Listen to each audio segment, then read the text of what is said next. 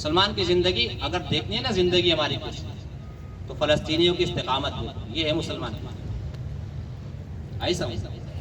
کتنے برے حالات، کوئی پوچھنے والا نہیں، کوئی مددگار سوائے یہ اللہ کا کرم نہیں کہ دنیا کی اتنی بڑی طاقت اور اتنی بڑی ٹیکنالوجی کے ساتھ، کہ جس ٹیکنالوجی کے سامنے امریکہ بھی سوچنے پر مجبور ہے اور رشیا بھی سوچنے پر مجبور ہے، سوائے باتوں کے کچھ بھی نہیں ہے، اتنی بڑی ٹیکنالوجی کے سامنے کھڑا ہو جانا اور ڈٹ جانا اور استقامت کا اختیار کرنا، اللہ کا کلمہ بلند کرنا، یہ کوئی چھوٹی بات نہیں.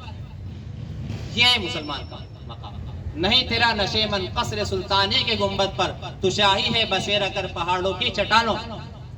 کیا ان کی راتیں، کیا ان کی صبح، کیا ان کے کام، کیا ان کے معاملات، کیا ان کے نمازیں میرے دوستوں، کیا ان کا دھونا، کیا ان کے شہید، کیا ان کے زخمی دوستوں. مولانا طیب جب صاحب سنا رہے تھے، ان کا ایک شاگرد ہے اور کینیڈا میں رہتا ہے، اس نے خواب دیکھا تو خواب میں وہ دیکھتا ہے، خواب میں دیکھا کہ میں اسرائیل میں ہوں، میں غزہ میں ہوں، اور غزہ میں بچے شہید ہو رہے ہیں، بڑے بھی شہید ہو رہے ہیں، چھوٹے بھی شہید ہو رہے ہیں. اور جب ان کی روحیں نکلتی ہیں تو روحیں آسمان پر پہنچتی ہیں. جیسے ہی آسمان پر پہنچتی ہے تو آپ علیہ السلام آگے بڑھ کر ان کا استقبال کریں. پہنچ سکتے ہو؟ آئی سمجھ؟ ہاں. کون سی دنیا میں ہے دوسرے کیا زندگی، نہ سحری کا کوئی انتظام ہے، نہ افطاری کا کوئی انتظام ہے، نہ دن کا پتہ ہے، نہ رات کا پتہ ہے. بس اللہ پر بھروسہ کر کے ڈٹے ہوئے. ان کی استقامت نے دنیا کی آنکھیں کھول دی، دنیا کی آنکھیں کھول دی، غیر مسلموں کی آنکھیں کھول دی. دوسرا کلمہ پڑھنے پر مجبور ہو گئے، اگرچہ وہ کچھ نہیں کر سکتے، لیکن وہ کلمہ پڑھ کر بہت سارے لوگ صرف اس وجہ سے مسلمان ہوئے ہیں کہ ان کے اوپر ظلم ہو رہا ہے اور یہ استقامت کے ساتھ ڈٹے.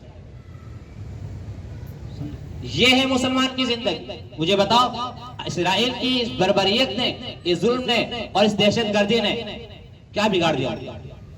جتنے شہید ہو رہے ہیں سب جنت میں جا رہے ہیں، اللہ شہادت کا رتبہ انہیں عطا فرما رہا ہے. اور ہر مسلمان کی یہ تمنا ہونی چاہیے کہ اللہ رب العزت مجھے شہادت کی موت عطا فرمائے. صحابہ بستر پر مرنے کو میرے دوستوں بہت ہی شرم کی بات سمجھا کرتے تھے، بے غیرتی سمجھا کرتے تھے، نامردی سمجھا کرتے تھے کہ ہم بستر پر مرے. صحابہ کا یہ جذبہ ہوتا تھا کہ بس ہم اللہ کے راستے میں ہوں، دشمن ہمارے ہاتھ کاٹے، سر کاٹے، پیر کاٹے اور ہمارے جسم پر کو چھلنی چھلنی کر دے، اور جب قیامت میں اللہ کے سامنے حاضری ہو، اللہ پوچھے اے میرے بندے یہ کس وجہ سے تیرا ہاتھ کاٹا گیا، کس وجہ سے تیرا سر کاٹا گیا، کس وجہ سے تیرا پیٹ کاٹا گیا، کس وجہ سے تیرے کو چھلنی چھلنی کر دیا گیا. میں عرض کروں یا اللہ یہ سب تیرے راستے میں ہوا. اور شہید جب اللہ کی بارگاہ میں پہنچے گا تو حدیث میں آتا ہے کہ اس کا زخم اللہ کی بارگاہ میں پہنچ کر بھی خون کے فوارے مار رہا ہو، خوشک نہیں ہوگا. سمجھے؟ وَلَا تَقُولُوا لِمَنْ يُقْتَلُ فِي سَبِيلِ اللَّهِ أَمْوَاتٌ. ٹھیک ہے ہمیں سمجھ میں آتا، ہم نہیں کہتے. ہاں ہم کہتے ہیں ہاں زندہ ہے، لیکن کبھی اس کی زندگی کو سمجھو، کہ شہید کی زندگی کو سمجھو، ان کی قربانیوں کو سمجھو. میرے دوستوں لیا کا واقعہ آپ کو بتاتا ہوں. ایک مزدور جو ہے زمین کھود رہا ہے، کھودتے کھودتے کھودتے مزدور کو اندازہ ہوتا ہے کہاں سختی سے مارنا ہے، کہاں ہلکا مارنا ہے، کہاں نرم مارنا ہے. تو اس نے پھر آہستہ آہستہ مارنا شروع کر دیا، مارتا رہا مارتا رہا مارتا رہا. تو وہاں ایک لاش،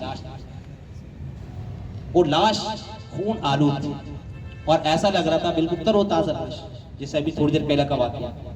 اور وہ لاش صرف لاش تر و تازہ نہیں تھی، اس کے سر کے اوپر ایک انار رکھا ہوا تھا، اس انار سے رس بہ بہ کے سیدھا اس کے منہ کے اندر جا رہا تھا. اللہ نے رزق کا بندہ.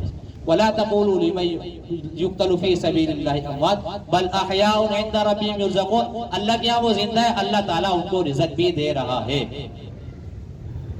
کیا ہو جائے گا دوستو اگر ہم ایسی زندگی اختیار کریں؟ کم از کم سستی تو چھوڑ دیں.